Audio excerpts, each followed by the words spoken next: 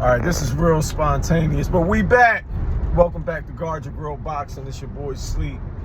I don't know what compelled me to do this video, but we're just going to jump off a bridge and do it. Me and Coltrane was going to do a prediction video for the Fundora Keith Thurman fight, but other things got in the way, just like a lot of things have gotten in the way for the past 10 years with Guard Your Grill Boxing. But I'm going to just give you my recap of the fight. You know, first of all, going into the fight, I thought Fundora was going to probably do what he actually did, but Keith Thurman is such a great promoter of himself. He almost led me to believe that he could possibly hurt Fundora. And the what if came into play. What if he lands a big shot and he hurts Fundora? Then I thought about it. Well, Keith hasn't hurt anybody in a very long time. I think it was his last 8 fights. He may have had 1 stoppage. He's only had 1 real fight at 154. And was the guy a real 154? I don't know. Seemed like a serve up when he was supposed to fight Tim Tszyu, and it didn't happen.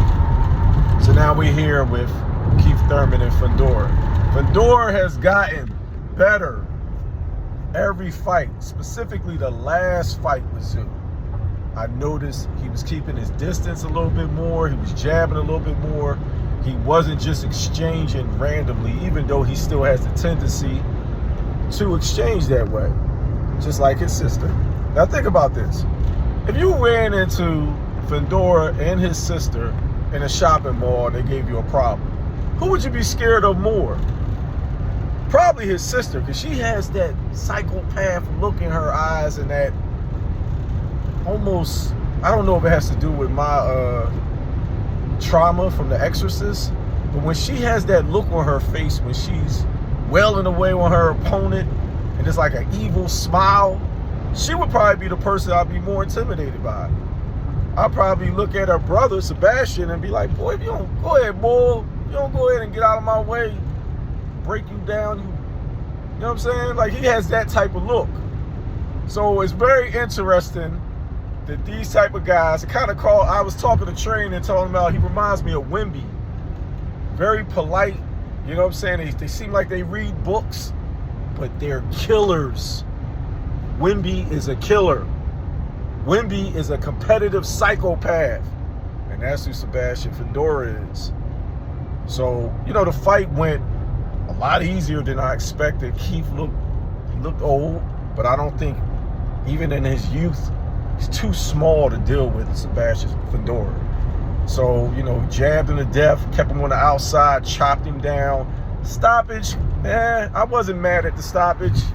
You know, I know Keith said he could have probably did something in 4 or 6 more minutes, but he could have also went to the hospital in 4 to 6 minutes. So those things are very hard to judge, but he was getting hit with everything at that point. He wasn't returning a lot, couldn't close the distance, couldn't actually get inside, but his style is not that type of style anyway to get inside. So, you know, all that lunging in and out, being athletic, the whole thing was, can you do that past 4 or 5 rounds? And you saw he couldn't do it.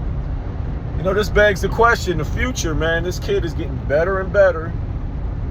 So you have Ortiz out there, you have Boots, you know, from the crib.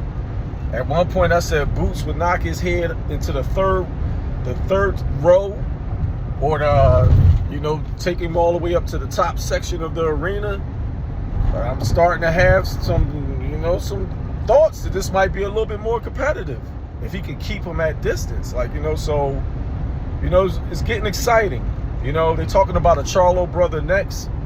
That would probably be his toughest opponent, and that's a real boxer, but it's another guy with a huge layoff. So that's interesting. Charlo in his prime, you know, he can make a miss, close distance, get inside, exchange. But we're dealing with another guy with a layoff, and we're kind of seeing the PBC way of kind of serving up the platters, serving the meals until they get to the main course. You know what I'm saying? But the main course is on the other side of the street, so will we see the main course? That is the key.